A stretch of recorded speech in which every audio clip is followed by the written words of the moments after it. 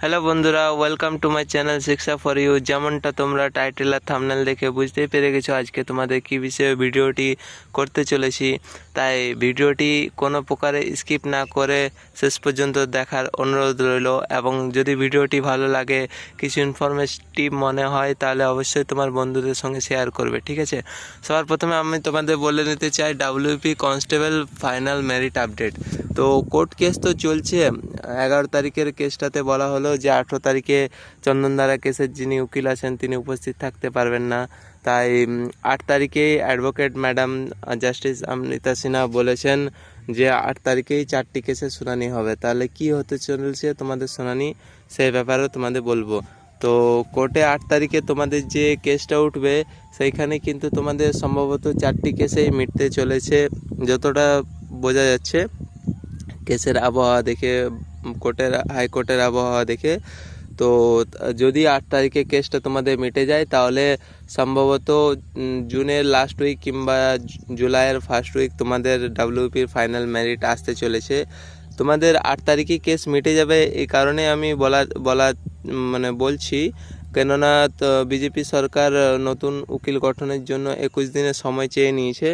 তো সেহেতু আগে যে উকিল ছিল উনি তো আলাদা পার্টির লোক ছিলেন, তাই এইবারে পার্টি বদল হওয়াতে উকিলও চেঞ্জ হবে। তো তার জন্যেই 8 তারিখের কেসটা, 8ই জুনের কেসটা প্রচুর ভাইটাল।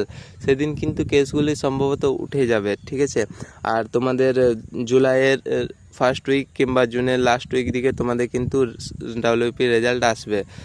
আর নেক্সট আসছে তোমাদের update KP result update. KP result কবে আসবে সেটাও তোমাদের আমি বলে দিচ্ছি। তোমাদের ডাব্লিউপি কেসগুলো মিটে যাওয়ার পরে ডাব্লিউপি যখনই আপডেট দিয়ে দেবে ফাইনাল মেরিটের, তার সম্ভবত 2 থেকে 3 সপ্তাহের ভিতরেই তোমাদের কিন্তু কেপি রেজাল্টের আপডেট দিয়ে দেবে, ঠিক আছে। মানে তোমাদের হয়তো জুলাই মাসে কেপি রেজাল্ট দিয়ে দেবে, তারপরে সম্ভবত তোমাদের ম্যাক্সিমাম 1 থেকে 1.5 মাস হাতে সময় দেওয়া হবে, তারপরে কিন্তু তোমাদের ফিজিক্যাল কমপ্লিট করে নেওয়া হবে, ঠিক আছে। আর নতুন ভ্যাকেন্সি বন্ধুরা, গ্রাম পঞ্চায়েতের 6500 সামথিং ভ্যাকেন্সি কিন্তু নোটিফিকেশান আসতে চলেছে। তোমাদের ফর্ম ফিল আপ খুব তাড়াতাড়ি হবে ওটাতেও। আর ডাব্লিউপির যেটা অনেকে বলছে 35,000, অনেকে বলছে 50,000। দেখো আমি তো বলবো অতটাও ফর্ম ফিল আপ হবে না, মানে শূন্যপদ যাই থাক না কেন, তোমাদের ম্যাক্সিমাম 15 থেকে 20 প্লাস তো তোমাদের ভ্যাকেন্সি বেরাবে, এটা আশা করা যাচ্ছে 15,000 থেকে 20,000।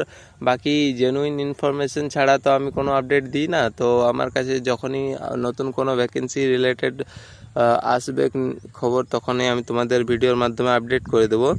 তো তোমরা প্যানিক হও না, এতদিন যখন ওয়েট করছো তখন আবার কিছুদিন ওয়েট করো। আমি তো বলবো 8 তারিখে 8ই জুন যে কেসটা আছে, সেদিন যদি কেসটা না মিটে তখন তোমরা একটা আন্দোলনের ব্যবস্থা করবে। সেটা খুব শীঘ্রই জানানো হবে কোথায় কি হবে না হবে আপডেট। তো আশা করি তোমরা সকলে আন্দোলনে উপস্থিত থাকতে সাহায্য করবে। আর 8 তারিখে কেসটা আশা করি মিটে যাবে, আন্দোলন করতে হবে না। 8 তারিখে যদি কেস না মিটে তখন তোমরা আন্দোলনের পথে নামতে পারো। বাকি আমরা কয়েকদিন আগে গত পরশু আমরা কিন্তু মেল ক্যাম্পেনিং করেছি, সেটাতে কিন্তু কোনো পজিটিভ রেজাল্ট পাওয়া যায়নি। তো ভিডিওটি ভালো লাগলে অবশ্যই লাইক করে দিও, আর চ্যানেলে নতুন হলে চ্যানেলটা সাবস্ক্রাইব করে দিও, এবং ইনফরমেটিভ মনে হলে বন্ধুদেরকে শেয়ার করে দিও। আজকের আপডেট এটুকুই ছিল।